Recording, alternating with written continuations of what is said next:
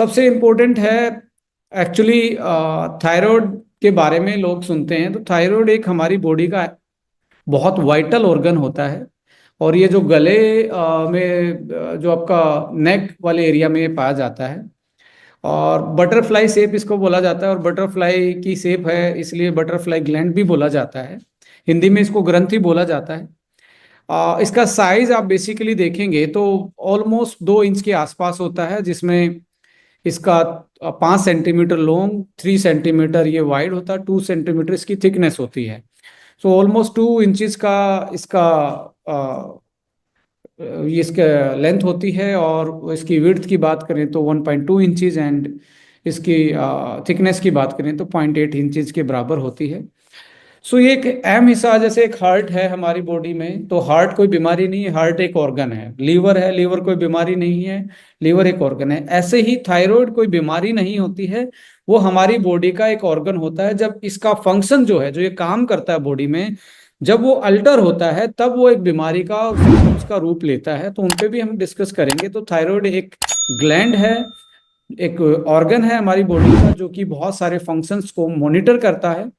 सो हमारी बॉडी में जैसे थायराइड है तो ऐसे ही करके हमारी बॉडी में बहुत सारी ग्लैंड्स होती हैं जो आपस में एक दूसरे से कनेक्टेड होती हैं। देखिए, सबसे ऊपर जो ग्लैंड है वो हाइपोथैलेमस है, जो कि ब्रेन में होती है। हाइपोथैलेमस यानी कि आप जो ब्रेन में सोचते हैं या आपके ब्रेन से, यानी कि पूरी बॉडी जो कोऑर्डिनेट होती है, तो ना जैसे इंसान के दिमाग के साथ ही हम जो सोचते हैं वैसा ही रिस्पॉन्स आता है, या हम एक तरीके से इस प्लेनेट पे दूसरे एनिमल को छोड़ के हमारे इसमें डिफरेंस देखा जाएगा तो ब्रेन ही एक ऐसा ऑर्गन है जो एक मनुष्य के पास, एक इंसान के पास एक अलग से ही डेवलप्ड है। इसके पास मेमोरी है, इसके पास इमेजिनेशन है।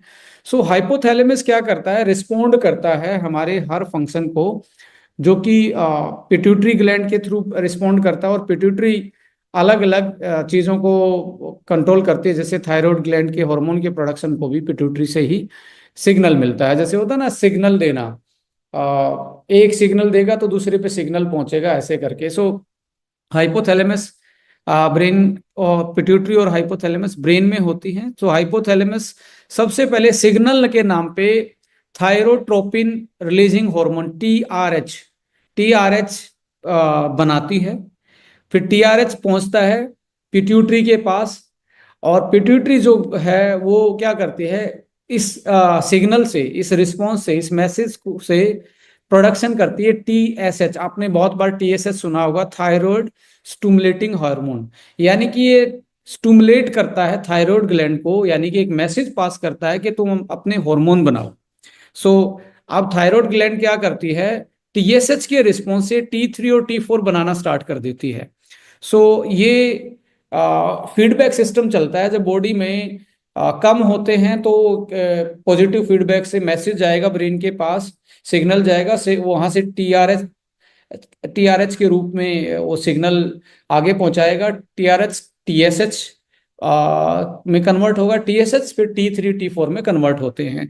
ये ऐसे काम करता है। इसका मतलब एक है थायराइड का जो यहाँ मैं इसलिए समझा रहा हूँ, थायराइड अकेला एक प्रॉब्लम नहीं है। हो सकता है थायराइड से जस्ट ऊपर जिससे थायराइड कनेक्टेड है वो वहां पे कोई दिक्कत हो, यानी कि पिट्यूटरी और हाइपोथैलेमस। अक्सर आज स्ट्रेस का बहुत बड़ा हमारे लाइफस्टाइल में स्ट्रेस एक बहुत बड़ा रोल प्ले कर रही है हमारी हेल्थ में प्रॉब्लम करने के लिए।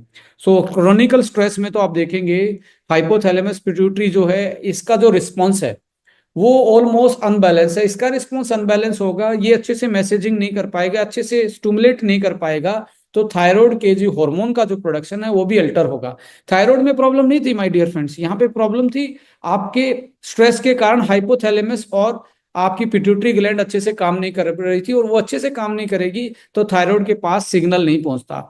तो हम कई बार क्या करते हैं, ओनली आयोडीन खिलाते रहते हैं कि आयोडीन से आयोडीन नो डाउट थायराइड के हार्मोन बनाने में, टी3 टी4 बनाने में बहुत बड़ा रोल प्ले करता है। बट थायराइड काम तब करेगी जब ऊपर से सिग्नल मिलेगा। जब ऐसा होता है ना, जैसे हमारी डायरेक्ट सेलिंग में हम कॉर्डिनल की बात करते हैं कि कोई भी नया काम करोगे तो अपने एलओएस से पूछेंगे, एक्टिव अपलाइन से पूछेंगे। तो यहाँ पे एक्टिव अपलाइन जो हैं वो पिट्यूटरी और हाइपोथैलेमस हैं। सो थायराइड इनके बिना काम नहीं करता। ये बहुत अच्छा एक तरीके से एसोसिएट है, टीम मेंबर है, इनके बिना ये काम नहीं करेगा। और ये काम ऊपर वाले यदि स्ट्रेस में होंगे तो वो नीचे वाले को मैसेज नहीं पहुंचा पाएंगे। इसलिए कहते हैं ना, एक्टिव अपलाइन को ही फॉलो करें। ये एक्टिव होंगे तो ही थायराइड इनको फॉलो करेगी, नहीं तो फॉलो नहीं हो पाएगा।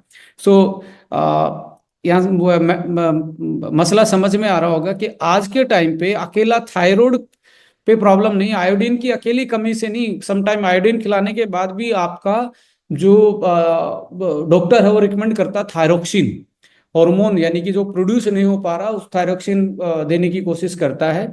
आगे मैं इस पर डिस्कस करूंगा वो एक्चुअली क्या है वो, राइट। सो थायराइड क्या सिक्रेट करती है, क्या बनाती है? थायराइड T3 और T4 चीजें बनाती है, और एक कैल्सीटोनिन हार्मोन को भी ब्लड में रेगुलेट करती है। वो हमारे कैल्शियम बोन्स, यानी कि बोन को का जो कैल्सिफिकेशन होता है, जो जमाव होता है हड्डियों में, उसका भी लेवल को मेंटेन करती है। यदि थायराइड की फंक्शनिंग हर्ट होती है तो कैल्शियम लेवल जो है वो एक तरीके से मेटाबोलाइज नहीं होगा, कैल्शियम ब्लड में उस लेवल से मेटाबोलाइज नहीं होगा तो हड्डियों से वापस निकलना स्टार्ट हो जाता है। अक्सर देखा गया है 40 साल की उम्र में मीनोपॉज के आसपास फीमेल्स में ऑस्टियोपोरोसिस की दिक्कत होती है, यानी कि हड्डियां लाइट होना स्टार्ट हो जाती हैं, खाली होना स्टार्ट हो जाती हैं। रीजन क्या है कि हमारा जो हार्मोन है, यानी कि एक तरीके से फीमेल का एस्ट्रोजन का जो लेवल है वो अल्टर होते ही वो सीधा हाइपोथैलेमस और पिट्यूटरी पे इम्पैक्ट करता है और आगे सिग्नल अच्छे से नहीं पहुंचता, जिसके कारण हड्डियां एक तरीके से ओस्टियोपोरोसिस की तरफ जाती हैं। सो थायराइड का बहुत बड़ा रोल होता है हड्डियों को मजबूत रखने में भी, मूड में भी, मसल की स्ट्रेंथ में भी, आपके वेट मैनेजमेंट में भी, आपके मेटाबॉलिज्म में भी। सो और थायराइड जो स्टिमुलेटिंग हार्मोन है उसके प्रोडक्शन में भी, ये थायराइड की 4 सिक्रीशन है, इनका अलग अलग रोल है, उस पर भी बात करेंगे। सो इन हार्मोन्स का मेटाबॉलिज्म रेगुलेशन में, यानी कि आपकी एनर्जी प्रोडक्शन में, ग्रोथ में एंड डेवलपमेंट में रोल है। एंड ग्रोथ एंड डेवलपमेंट में development of cell, tissue and organs, nervous system function में भी थायराइड का बड़ा रोल रहता है। बहुत अक्सर देखा होगा जिसको थायराइड की डिसफंक्शनिंग है। सो बेसिकली हाइपोथायरॉयडिज्म में ये बहुत बड़ा पंगा होता है। जैसे हाइपो में आपको कॉन्स्टिपेशन होने के भी चांसेस ज्यादा होते हैं, अडीमा हो जाता है चेहरे चेहरे से लेके आपके पूरी बॉडी पे हल्की सी वाटर रिटेंशन और स्वेलिंग की फीलिंग आपको आती है। So nervous functioning, mood, cognitive behaviour change, ये भी आपको थायराइड की फंक्शनिंग के साथ देखने को मिलता है। कार्डियक फंक्शन, यानी कि आपके हार्ट से, हार्ट भी डायरेक्टली, जो हार्ट का रेट है, जैसे होता है ना हार्ट रेट, एक होता है एक मिनट में कितनी बार आपका हार्ट बीट करता है। तो थायराइड की फंक्शनिंग चेंज होने के कारण आपकी हार्ट बीट भी, जो हार्ट रेट आप मापेंगे उसमें भी अल्ट्रेशन आता है। So cardiac output and blood pressure को भी एक तरीके से थायराइड ही मेंटेन करती है कैल्शियम और पोटासियम के चैनल से।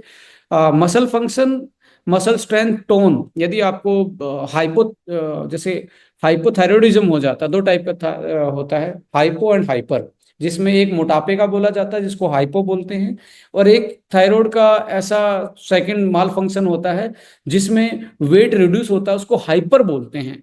तो ऐसे केस में आप देखेंगे मसल दोनों में ही, मसल की स्ट्रेंथ और टोन एक तरीके से डिक्रीज हो जाती है, और जो मसल का कॉन्ट्रैक्शन है, यानी कि एक ताकत है, वो रिड्यूस डाउन होना स्टार्ट हो जाती है। तो यहाँ पे जो डिसऑर्डर्स हैं, जैसे मैं बता रहा था कि हाइपोथायराइडिज्म यानी कि मोटापा, हाइपर में एक तरीके से over active thyroid gland leading weight loss, anxiety, heat intolerance, आपको बहुत ज़्यादा मतलब गर्मी लगेगी हाइपोथायराइडिज्म में। हाइपो में आपको बहुत ठंड ज़्यादा लगेगी, आपको मतलब बियर ही नहीं कर पाएगी, इतनी ठंड लगेगी आपको। ग्वाइटर आपने सुना होगा, थायराइड ग्लैंड का बढ़ जाना आयोडीन की डेफिशिएंसी में, थायराइड कैंसर जैसी चीज़ें इससे एसोसिएटेड डिसऑर्डर्स हैं। सो यहाँ पे यदि स्टैट्स की बात करें इंडिया में थायराइड के डिसफंक्शन को लेके, ऑलमोस्ट 11% जो पॉपुलेशन है इंडिया में, यानी कि 100 में से 11 आदमी थायराइड के डिसऑर्डर से कहीं ना कहीं सफर कर रहे हैं। और ये जो सोर्स है इसका इंडियन थायराइड सोसाइटी के डाटा हैं। सो 11% Indian population suffer from the thyroid disorder, जिसमें हाइपोथायरॉयडिज्म यानी कि मोटापे वाला 7.5% है, और हाइपर जो है यानी कि प्रिविलेंसेस चांसेस किसके ज्यादा है, मोटापे वाले के, हाइपो वाले के, और हाइपर वाले के 2.2। सो ये journal of clinical endocrinology and metabolism में पब्लिश डाटा है। और यहाँ पे जेंडर का भी और एज के अनुसार भी एक तरीके से ये स्टैट चेंज होते हैं। आप देखेंगे वुमेन 8.9%, मेन 5.6% थायराइड के एक तरीके से जो प्रॉब्लम आती है उसमें मेन के केस में ये एक तरीके से बहुत कम है as compare to the women.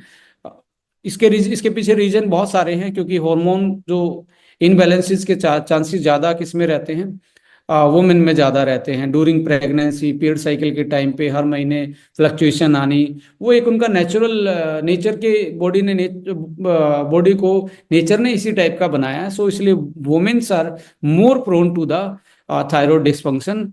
Older में जैसे उम्र बढ़ती है उसमें ज़्यादा होता है as compare to the younger. So इसके अलावा रीजनल वेरिएशन इंडिया की सबसे ज्यादा, यदि हाइपोथायराइडिज्म के केस देखेंगे इंडिया में, वो दिल्ली में 14, जो हम 11% की बात कर रहे थे इंडिया के एवरेज की, यहाँ 14.3% दिल्ली में है। पंजाब में 12 से 12.9 यानी ऑलमोस्ट 13%। हरियाणा में ऑलमोस्ट 12.5%। और लोवेस्ट प्रिविलेंस में केरला सबसे कम थायराइड की प्रॉब्लम मिलेगी, और तमिलनाडु। इसके पीछे रीजन क्या है, जहां पे फिश ज्यादा खाया जाता है, तो fish is a good source of omega and iron. So वहां पे एंड कोलिन। तो ये तीन ऐसे मॉलिक्यूल हैं जो थायराइड की फंक्शनिंग को बहुत बेटर करते हैं। आयोडीन है, ओमेगा है, एंड आपका एक तरीके से लाइक इसमें कोलिन होता है, एस्ट्राजेंथिन भी होता है, बहुत सारे ऐसी चीजें होती हैं जो हमारी ब्रेन से लेके बॉडी को कोऑर्डिनेट का काम करते हैं। आंध्र प्रदेश 5.6 है, यानी कि जब ये देख रहे हैं ये जो पैटर्न है ना, ये कोस्टल बेल्ट का है। कोस्टल बेल्ट पे फिश जहाँ ज्यादा कंज्यूम की जाती हैं, उस केस में आप देखेंगे यहाँ पे आपको आयोडीन की ज्यादा मात्रा मिलती है, ओमेगा की ज्यादा मात्रा मिलती है, एंड अदर जो बायोमोलिक्यूल्स हैं जो हमारे ओवरऑल जो सेल के लिए न्यूट्रिशन देते हैं। तो उस केस में ये एक डाटा आपको बड़ा डिफरेंशिएट देखने को मिलेगा। सो यहाँ पे आयोडीन डेफिशिएंसी के डाटा आप देखेंगे, ऑलमोस्ट 54% इंडियन जो हैं वो मतलब ये नेशनल फैमिली हेल्थ सर्वे 4 की एक रिपोर्ट है, 54% लोगों में आयोडीन की डेफिशिएंसी इंडिया में। So iodine deficiency is the major cause of the thyroid disorder in India.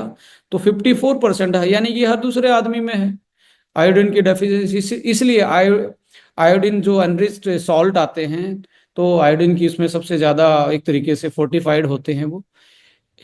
इसका ना हमारी इकोनॉमी पे भी बहुत बर्डन पड़ता है। तो थायराइड डिसऑर्डर इंडिया में ये देखेंगे ऑलमोस्ट 14,000 करोड़, इसको यदि यूएस बिलियन में कन्वर्ट करें 2 बिलियन। थायराइड सोसाइटी की, इंडियन थायराइड सोसाइटी की ये रिपोर्ट है, 14,000 करोड़ का इकोनॉमी बर्डन है थायराइड के कारण। And direct and indirect cost of thyroid disorder are significant and can be reduce with early diagnose and treatment. और इसको इसको रिड्यूस डाउन किया जा सकता है, रोका जा सकता है, और ट्रीट किया जा सकता है। सो अवेयरनेस एंड डायग्नोसिस की बात करें तो 71% of thyroid patient in India are diagnosed late. ये एक डाटा आपको जो हम प्रेजेंट करें, इसका मतलब है कि आपको जब ये थायराइड की प्रॉब्लम स्टार्ट हो जाती है तब जाके आप इसको डायग्नोस करवाते हो।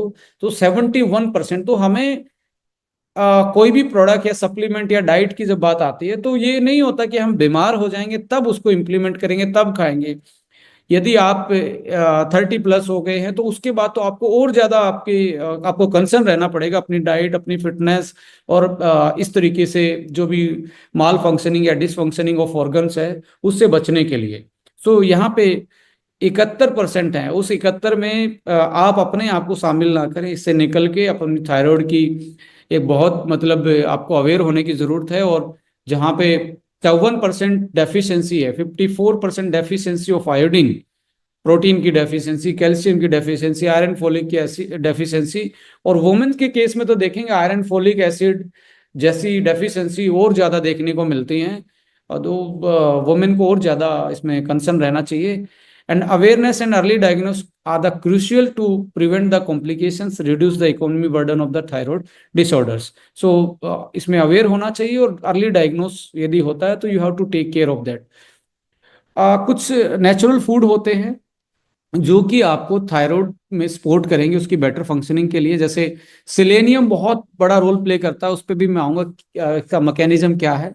सिलेनियम बहुत जरूरी होता है थायराइड की फंक्शनिंग के लिए, जो कि ब्राउन राइस में, एग्स में, ब्राजील नट्स में, एंड एक तरीके से मैराइन सोर्सेज में आपको मिलता है। आयरन का बेस्ट सोर्स स्पारुलिना है, सेल्फिश है, यीस्ट है, लेंटिस है जो यानी कि दाल वगैरह होती हैं। मैग्नीशियम का पंपकिन सीड है, एवोकाडो है, डार्क चॉकलेट है, स्पिनच है, पालक। सीविड आयोडीन का देखेंगे आपको रो एक रो कैल्प पाउडर आता है, ये सीवीड होता है, यानी कि समुंदर में ये पौधा होता है। कोड वाला जो पोर्शन होता है फिश का वो, गॉट चीज है, बीन्स हैं बहुत सारी जिसमें आयोडीन मिलता है। सो इसमें सेलेनियम, जिंक रिच फूड भी आपको हेल्प करेंगे। टायरोसिन रिच फूड, अब ये टायरोसिन एक अमाइनो एसिड होता है। ये थायराइड हार्मोन में, जैसे टायरो और थायरो दोनों एक सिमिलर से दिख रहे हैं। सो थायराइड हार्मोन का के लिए बेस मटेरियल का काम करता है। यदि टायरोसिन और आयोडीन साथ में मिल जाएं तो बहुत अच्छे से आप देखेंगे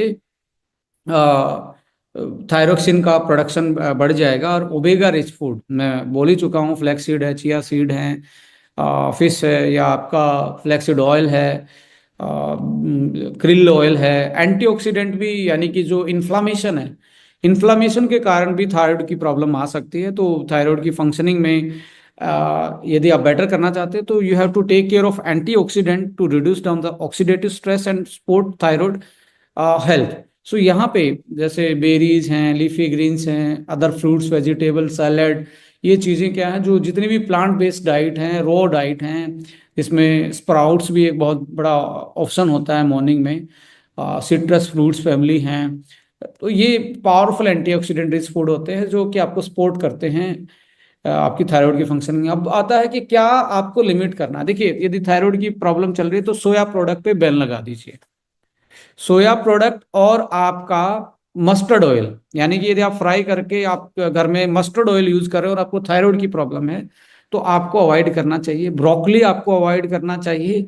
गोभी होती है जिसको कॉलीफ्लावर बोला जाता है, उसको आपको अवॉइड करना चाहिए। पीनट, क्योंकि ये ग्वाइट्रोजन रिच फूड होते हैं। ग्वाइट्रोजन एक तरीके से हमारी थायराइड की फंक्शनिंग को अल्टर करता है। सो इसको आप देख लीजिए। आपका मस्टर्ड है, सोया है, पीनट है, ब्रोकली है, केले है, कॉलीफ्लावर है, ये आपको अवॉइड करना चाहिए। So gluten can trigger autoimmune response thyroid disorder को। यदि आप देख लीजिए कि गेहूं से आपको एलर्जी तो नहीं है। रॉ क्रूसीफेरस वेजिटेबल, क्रूसीफेरस होती हैं जैसे गोभी है, ब्रोकली है, सरसों है, ये क्रूसीफेरस फैमिली में आते हैं। बॉयल करने के बाद तो इससे ये जो ग्वाइट्रोजन हो वो कम हो जाते हैं, बट इनको कच्चा नहीं खाना है जैसे हम सैलेड में ब्रोकली को खाते हैं। If you are suffering from the thyroid, so you have to avoid the mustard oil, broccoli, cauliflower, peanut, and processed food से भी आप बचें जो कि आपके अनहेल्दी इंग्रेडिएंट जाएंगे तो थायराइड की फंक्शनिंग डिस्टर्ब होती है। And food high in sugar and unhealthy, जो फ्राई फूड है और बेसिकली मिठाइयाँ हैं, स्वीट्स जो हैं, उनको आप अवॉइड करने की कोशिश करें। और सोया तो बिल्कुल बैन करना है। गोभी, ब्रोकली, पीनट, ये आपको बहुत मतलब कॉन्शियस हो जाना है यदि आपको थायराइड की फंक्शनिंग में दिक्कत है तो। एडिशनल टिप में, हाइड्रेटेड ज़्यादा रहिए, स्ट्रेस को मैनेज कीजिए, थोड़ी सी meditation, yoga, deep breathing exercise and सोना थोड़ा सा इसमें ज़्यादा आप देखिए, 1-2 घंटे की एक्स्ट्रा आप स्लीप ले सकते हैं तो आपकी थायराइड की फंक्शनिंग बेटर हो सकती है। सो अब बात आती है कि जो प्रोडक्ट लेके आए हैं ये कैसे हेल्प कर सकता है। हमने जर्नल तो देखा क्या खाना चाहिए क्या नहीं खाना चाहिए, थायराइड होती क्या है, ये इसका जो थायराइड का जो सिक्रीशन है, जो ये थायराइड के हार्मोन बनते हैं, ये अकेला थायराइड पे डिपेंड नहीं करते, इनसे ऊपर भी, जैसे हमारी जीनोलॉजी में एलओएस होता है, ऐसे इनके ऊपर भी एलओएस बैठा है, पिट्यूटरी, पिट्यूटरी के ऊपर हाइपोथैलेमस। जब तक वहां से ऑर्डर नहीं मिलता तो ये काम अच्छे से नहीं करता है। तो इसलिए ब्रेन पे ही वो दोनों ग्लैंड होती हैं, और यदि आप स्ट्रेस में रहते हैं, कम सोते हैं, तो उनकी फंक्शनिंग अल्टर होती है, डायरेक्टली इंपैक्ट डालेगी थायराइड पे। और थायराइड की डायरेक्टली इंपैक्ट आपके मेटाबॉलिज्म, मेटाबॉलिज्म का मतलब है आपका total energy production and consumption, कितना आपकी बॉडी एनर्जी प्रोड्यूस कर रही है, कितना कंजप्शन ले रही है, और इसके अनबैलेंस के कारण आपकी बॉडी में या तो वेट बढ़ जाएगा या वेट कम हो जाएगा। तो इन सारी चीजों को फोकस करते हुए एक प्रोडक्ट लेके आए जिसका नाम है थायरो 1, जो आपकी थायराइड की फंक्शनिंग को बेटर कर सकता है। अब ये नहीं सोचना है कि मुझे थायराइड है तो प्रोडक्ट लेना है। इफ यू आर, जैसे आप अभी आपने जस्ट आप चाहते हैं कि like in in the case of females, आपने प्रेगनेंसी प्लान करनी है, तो आप 4 महीने 5 महीने पहले एक बार थायराइड की फंक्शनिंग के लिए ये प्रोडक्ट आप यूटिलाइज करें। आयरन फोलिक उसमें, प्रोटीन उसमें आता है, बेसिक प्रोडक्ट में ओमेगा उसमें आता है, आप स्प्राउट्स है, भीगे हुए आपके लाइक आमंड हैं, और जो गुड फैट वाली चीज़ें हैं वो इन्वॉल्व कर सकते हैं, प्री प्रेगनेंसी प्लान कर सकते हैं। उसमें थायरो 1 भी एक बहुत अच्छा प्रोडक्ट हो सकता है, जो आपके प्रेगनेंसी में बहुत मतलब हेल्प करने वाला है। ये कैसे हेल्प करता है वो भी मैं आपके साथ शेयर करूंगा। दूसरा ये है कि आफ्टर डिलीवरी, जब फीड करवा रहे हैं उस टाइम पे आप अवॉइड करवा सकते हैं। वैसे इसमें ऐसा कोई एलर्जेंट नहीं है जो उसको दिक्कत करे, बट फीड करवाने के बाद तुरंत बाद भी आप अपना वेट रिड्यूस नहीं कर पा रही हैं, specially for the females, weight reduce नहीं कर पा रही हैं, तो उस केस में भी आप इसको यूटिलाइज करें कि आप अपने थायराइड की फंक्शनिंग को बेटर करेंगे, तो वेट दोबारा से हार्मोन बैलेंस होना स्टार्ट हो जाएंगे। सो थायरो 1 जो है वो हर्बो न्यूट्रीजेनिक्स कैटेगरी में एक एक्सक्लूसिव प्रोडक्ट है, जिसमें बहुत सारी ऐसी ट्रेडिशनल हर्ब्स के एक्सट्रैक्ट डाले गए हैं जो कि प्रूवंस हैं, एंड वाइटामिन, मिनरल्स और अमाइनो एसिड का ऐसा कॉम्प्लेक्स बनाया गया है जो आपकी थायराइड की होलिस्टिक फंक्शनिंग को बेटर करता है। चाहे आप हाइपो में आपको ज्यादा रिजल्ट देखने को मिलते हैं as compare to the hyper, क्योंकि हाइपर जल्दी से कंट्रोल नहीं होता है, हाइपो जल्दी कंट्रोल होने की चांसेस होते हैं।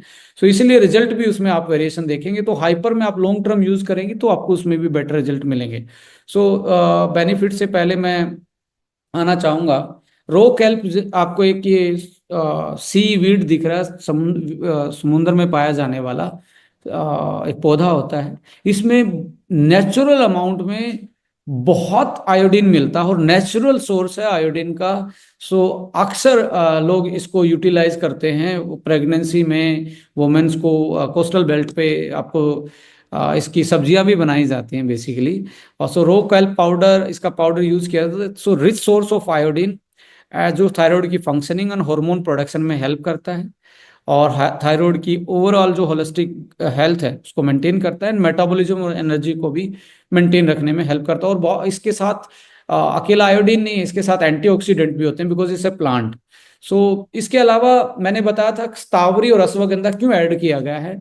स्तावरी और अश्वगंधा पावरफुल अडप्टोजन होते हैं। अडप्टोजन का मतलब है कि बॉडी आपकी स्ट्रेस में हो, ऑक्सीडेटिव स्ट्रेस हो, मेंटल स्ट्रेस हो, क्रोनिकल स्ट्रेस हो, साइकोलॉजिकल स्ट्रेस क्यों ना हो, हर स्ट्रेस में आपकी बॉडी को मैनेज करने की पावर देता है स्टावरी एंड अश्वगंधा। तो इनका बहुत पावरफुल कॉम्बिनेशन। और अश्वगंधा को तो आप जानते ही हैं कि we are using ashwagandha as a KSM-66, और थायरो में भी KSM-66 को यूटिलाइज किया गया है। सो यहाँ पे थायराइड हार्मोन को प्रोडक्शन में हेल्प करेगा। कैसे करेगा कि आपके ब्रेन को रिलैक्स करेगा, स्ट्रेस को कम करेगा। स्ट्रेस कम होगी तो आपके ब्रेन में पाए जाने वाले दो LOS, पिट्यूटरी एंड आपका हाइपोथैलेमस, ये एक्टिवली काम करेंगे। और ये एक्टिवली काम करेंगे तो जितने भी डाउन द लाइन एसोसिएट हैं उनको भी बेनिफिट मिलेगा, यानी कि हमारी थायराइड भी अच्छे से काम करना स्टार्ट कर देगी। सो यहाँ पे adrenal function and stress resilience, ये एड्रेनल क्या है?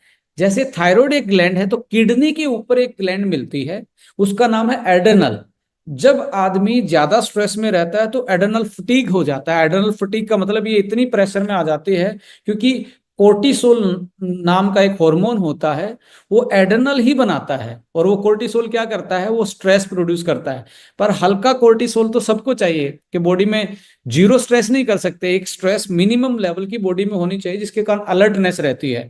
बट यदि वो स्ट्रेस लगातार एक लेवल से आगे बढ़े और वापस से ना आए, यानी कि सोने के बाद भी वो कोर्टिसोल लेवल इतना बढ़ा रहे, तो अक्सर आज के टाइम पे इन्फ्लामेशन चेक करने के लिए कोर्टिसोल लेवल, स्ट्रेस को चेक करने के लिए कोर्टिसोल लेवल के टेस्ट होते हैं। तो कोर्टिसोल एड्रेनल ही ग्लैंड बनाती है, जैसे TSS, T4, T3 जो थायराइड बनाती है, ऐसे एड्रेनल कोर्टिसोल बनाती है।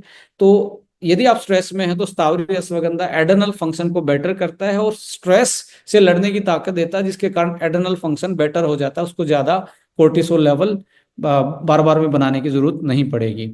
Improve mood and cognitive function, आपका ब्रेन भी और आपका मूड भी ये कंट्रोल करते हैं। और brain body connection and endocrine, endocrine system में जैसे हाइपोथैलेमस, पिट्यूटरी, पिट्यूटरी के बाद थायराइड, थायराइड के बाद किडनी पे आपका एड्रेनल, एड्रेनल से नीचे आपका वुमेन्स में ओवरी, और आपका मेंस में टेस्टिकल्स। सो ये एक पूरा सिस्टम है, ऊपर से ही कनेक्टेड है ये सारी सारी ग्लैंड।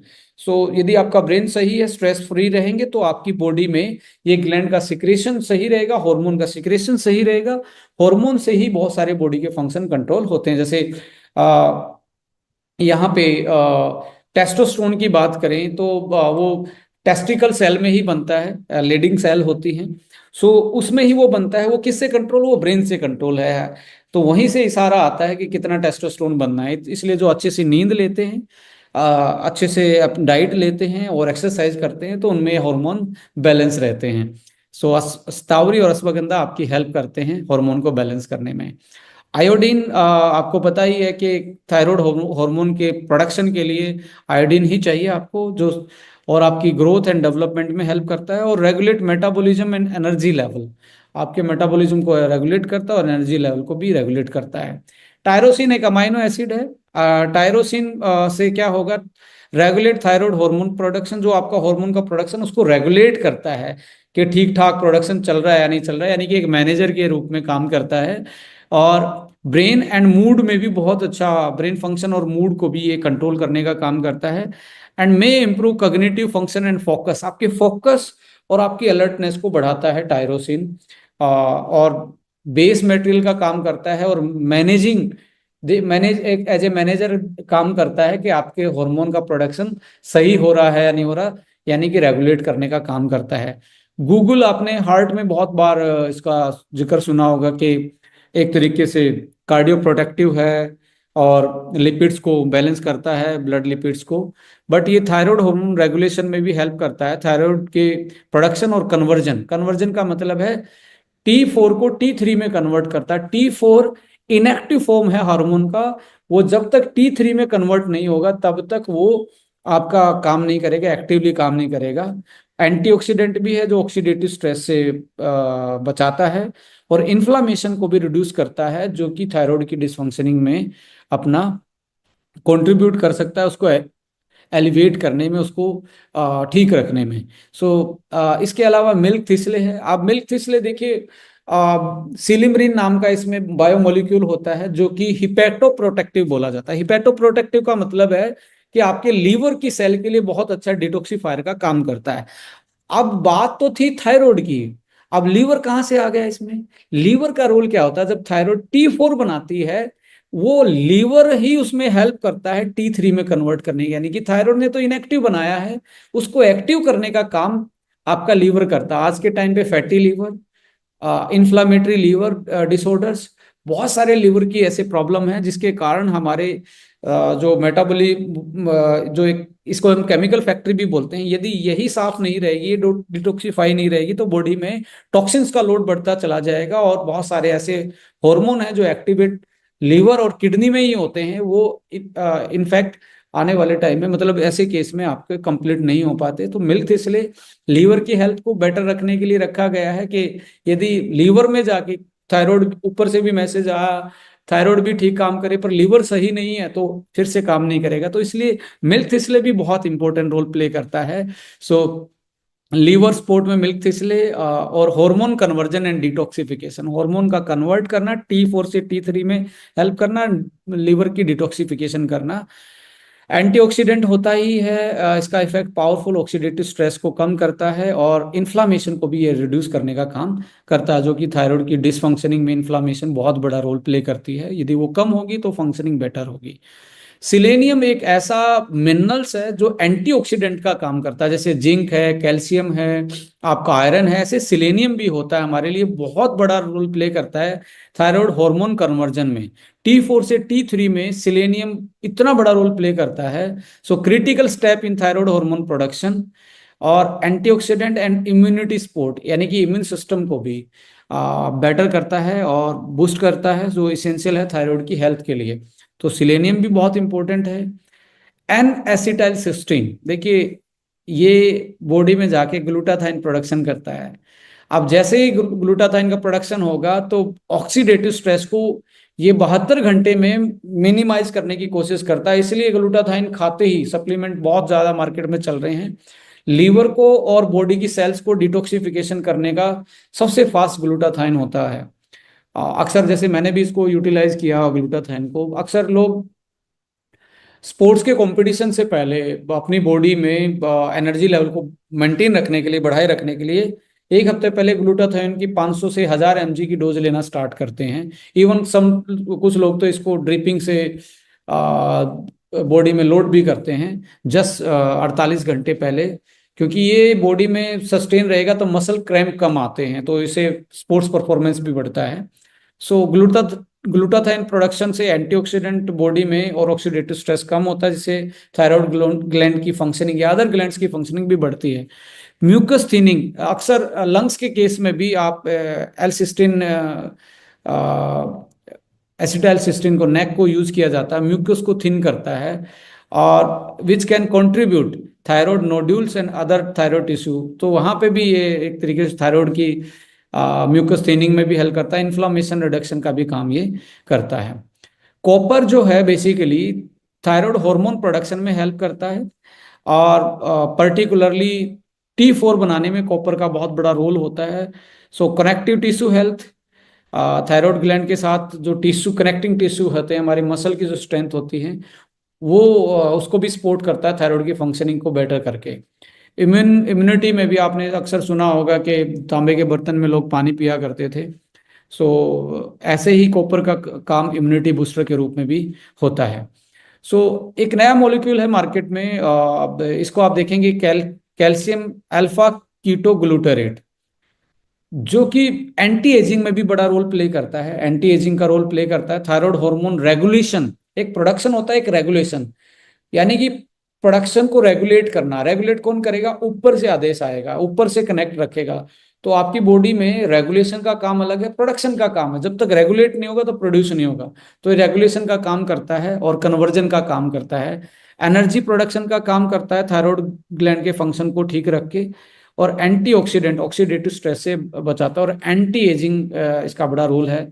सो बहुत सारे प्रोडक्ट में, एस्टोनिया वन के बहुत सारे प्रोडक्ट्स में आपको कैल्शियम 1 kg आप देखते हैं, सो कि एंटी एजिंग का काम भी करता है। थायराइड थायराइड की स्पेशली हार्मोन प्रोडक्शन और कन्वर्जन को रेगुलेट करना इसका काम होता है, इसमें हेल्प करता है। कोलिन अक्सर एक तरीके से न्यूरो ट्रांसमीटर है, न्यूरो मैसेंजर है, जैसे एक पोस्टमैन होता है, वो आपके पोस्ट ऑफिस से आप तक माध्यम बनता है मैसेज पहुंचाने में। वो लेटर जो भी आपका पोस्ट किसी ने किया या कुरियर पहुंचाने का काम करता है।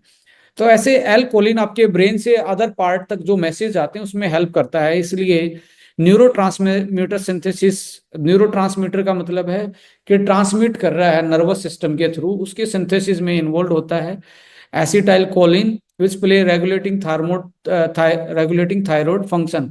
अब ब्रेन में जो थैलेमस है, हाइपोथैलेमस थी, उससे मैसेज कन्वे करने में कोलिन बड़ी हेल्प करता है।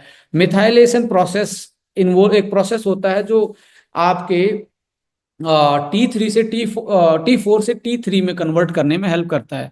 जैसे आपको एक जगह से दूसरी जगह जाने में एक ट्रांसपोर्टर का रोल होता है, ऐसे ही मिथाइलेशन एक प्रोसेस होता है जो T4 को T3 में कन्वर्ट करेगा। T3 में कन्वर्ट करना क्यों जरूरी है? क्योंकि T4 inactive form of thyroid hormone है, T3 जो है वो एक्टिव फॉर्म है। सो मिथाइलेशन भी ये कंप्लीट रखता है, उसमें हेल्प करता है। और सिंथेसिस थायराइड के हार्मोन में T3 का मतलब है ट्रायो आइडोथायरोनिन, और T4 है थायरोक्सिन।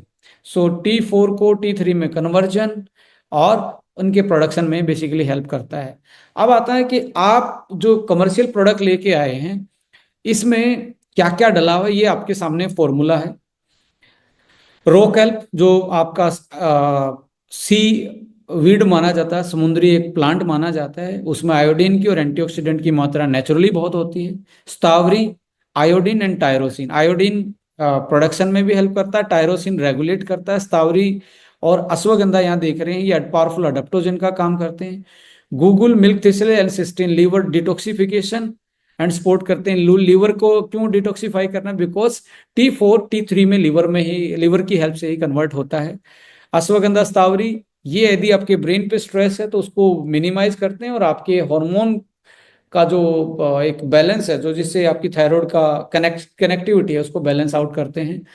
वो मेटाबॉलिज्म और आपका एनर्जी प्रोडक्शन के लिए calcium AKG and phenyl aniline नाम का एक अमाइनो एसिड है वो। और सिलेनियम जो मैंने बताया था वो प्रोडक्शन में भी और कन्वर्जन में भी हेल्प करता है। सिलेनियम, कॉपर, मैग्नीज और मैग्नीशियम, ये इम्यून सपोर्ट और एंटीऑक्सीडेंट प्रोडक्शन और आपके प्रोटेक्शन और आपके हार्मोन प्रोडक्शन में हेल्प करता है। और कोलिन एक तरीके से न्यूट्रिएंट्स डाइजेस्ट, प्रोबायोटिक जो है digestive health and nutrients absorption में हेल्प करता है। इसमें प्रोबायोटिक भी है। देखिए, गट का कनेक्शन ब्रेन से है, ब्रेन का कनेक्शन स्ट्रेस मैनेज से लेके आपकी मेमोरी एंड सारी चीज़ों के कॉग्निटिव बिहेवियर के साथ रोल रहता है और इम्यूनिटी बूस्टर का काम करता है। और खाया पिया अच्छे से डाइजेस्ट होगा, अच्छे से एब्जॉर्ब होगा तो आपकी बॉडी में डेफिशिएंसी होने के चांस कम होंगे। सो प्रोबायोटिक भी इसमें है। और एल कॉलिन हेल्प कर रहा है आपके न्यूरो का, यानी कि ब्रेन बॉडी कोऑर्डिनेशन का काम कर रहा है। सो ये आपका एक बहुत क्लासिकल फॉर्मूला है जो कि आपको बहुत एविडेंस इंग्रेडिएंट के साथ है। और एविडेंस मैंने आपके साथ ये रखे भी, किसका क्या रोल है, कैसे काम करते हैं, क्या क्या हमें इनकी ज़रूरत है। सो ये एक आपके सामने फॉर्मूला है जो कि थायरो 1 का फॉर्मूला है। और इसको बेटर यूटिलाइजेशन के लिए ये इसके कुछ ऐसी चीज़ें हैं जो पब्लिकेशन है जर्नल ऑफ थायराइड रिसर्च में, कि क्या खाने से क्या चीज़ें आपकी किस टाइप की डेफिशिएंसी आपकी थायराइड में, जैसे selenium and zinc supplementation on hypothyroidism in rate पे स्टडी किया गया तो उनमें बहुत अच्छा एक तरीके से चेंज देखने को मिला। इसके अलावा इसका बेटर कॉम्बिनेशन यदि मैं बताऊं, यदि आपको बहुत ज़्यादा स्ट्रेस है, स्ट्रेस की वजह से आपको थायराइड की प्रॉब्लम है, तो उस केस में आपको क्या करना है? ब्रेन 1 के साथ थायरो का कॉम्बिनेशन बनता है। यदि आपको लगता है कि मुझे स्ट्रेस मिनिमम है पर है, उस केस में आप प्लान कर सकते हैं अपना ओनली ब्रेन। और यदि आपको हाइपर स्ट्रेस रहता है उस केस में थायरो 1, ब्रेन 1 एंड आपका अश्वा 1, ये कॉम्बिनेशन है। और आप फ्लैक्स में से और आप आपके पास एक क्रिल ऑयल है, उनमें से एक आप चूज कर सकते हैं गुड फैट के लिए। तो ये कॉम्बिनेशन बनता है। आफ्टर बिफोर प्रेगनेंसी आपको iron, folic acid, thyro 1, protein powder और कैल मैगडी, ये कॉम्बिनेशन बनता है कि आपकी थायराइड की फंक्शनिंग बेटर हो जाए। कंज्यूम करने में भी प्रॉब्लम आती है तो ऐसे केस में भी आपको थायराइड के साथ जरूर जाना चाहिए, थायराइड के साथ ब्रेन और अश्वा 1 जरूर आपको जाना चाहिए। मेल में बेसिकली आपको मैं रिकमेंड करना चाहूँगा कैलमैक डी जरूर इसको इसके साथ जरूर ऐड ऑन कीजिए। 40+ में थायरो की प्रॉब्लम है तो कैलमैक डी आपको नेसेसरी है उसके साथ देना। तो आप ये नोट कर सकते हैं 40+ में कैलमैक डी बहुत नेसेसरी है, आसवा भी बहुत नेसेसरी है।